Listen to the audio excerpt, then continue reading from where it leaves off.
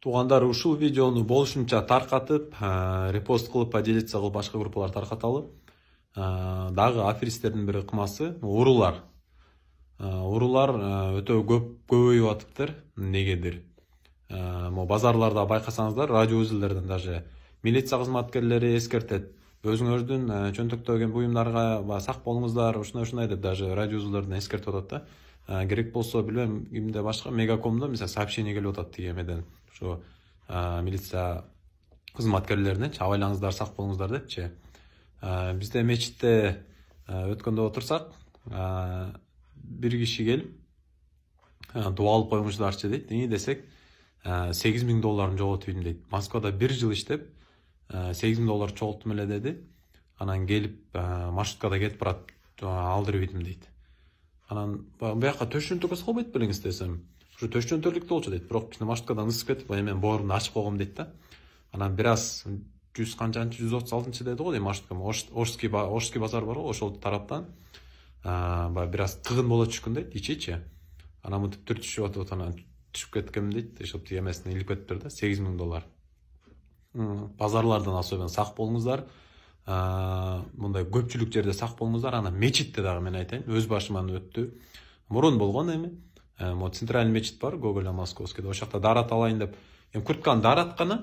Анан дарат алып аткан жердин үстүндө мындай илгич болот да. Ошол жака илип коюп, маңдайына дарат алып атам, ошол жерден телефон илип кеткен окшойт да. Анан имамга барып айтып атпаймынбы? Имам сап, ушундай бир камералар карайлычы, ушул жактан илип кетти окшойт. Аябай таң калдым. Маңдайымда турган, кантип ушу мээси жетти, кантип мындай духу жетти деп атам мындай. Десем, сен аны айтасың дейт. Камераларга мына бизге канча окуя түштү дейт. Сажда кылып атканда артына сажда кылмыш болуп туруп, колун сунуп туруп барсетка же телефон акчасын илип кетет дейт да. Анан сеники мындай турсун деп атпайбы. Анан мен ойлоп атпайм, мен анда баш эле сажда кылып аткан илип кетип атсам да меникин жөн оңой алып кетет туруп деп. Дагы бир жолу 7-апрель мечитте, 7-микрорайондо. Аяктан да баягы шам намазы болуп калган.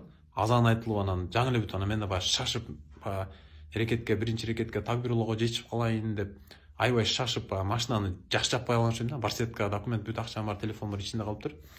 Анан ошол бунтуп атам, мурун болгон, бул да бир 20 000 тегерегинде акча болчу да. Анан тиги дагы документ, телефон эчтеке тийбептир, бирок акчаны бүт алып кетиптир да. Ошондо кыжалат болуп кечке отургам ошол жакта, ойлонуп, неге дегенде өз акчам болсо да бир жөн, анан карыз мен берейин, бирөөнүн акчасы болчу да, берейин деп аткам да. Кантип жооп берем деп аябай мындай кыжалат болгом да. Тиги ушинтип алып кетти, урдап кетти десең, ишениши мүмкүн, ишенбей да коюшу мүмкүн да. Баягы шылтоосу ушул болуп атат дегендей, адам арганы ойлойт экен да. Анан дагы башкалардан карыздап, тигин карызын жаап, ушинтип Кудайга шүгүр баягы ал моменттен чыкканбыз. Бирок кыскасы сак болуңуздар.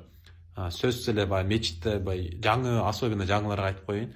Булар жаңы намаз окуп, жаңы мындай жаңы сезим менен баарына ишенип, жакшынакай жүргөн кезде, урулар болсо именно ошондой мечиттерге келип байкап, алар да билет окшойт, ким кандай шашкалактап, мындай ким каяка илип койду, артынан карап туруп акын илип коет экен. Азыр дагы ушундай учурлар көп болоттур, көп алданган кишилерди угуп атам. Анан көпчүлүк эми Алла үчүн садака кылып ийдин деп да коюп атат, антип койсоңуз да жакшы. Бирок ошо урулар акыретте кыйын жооп берип калат да.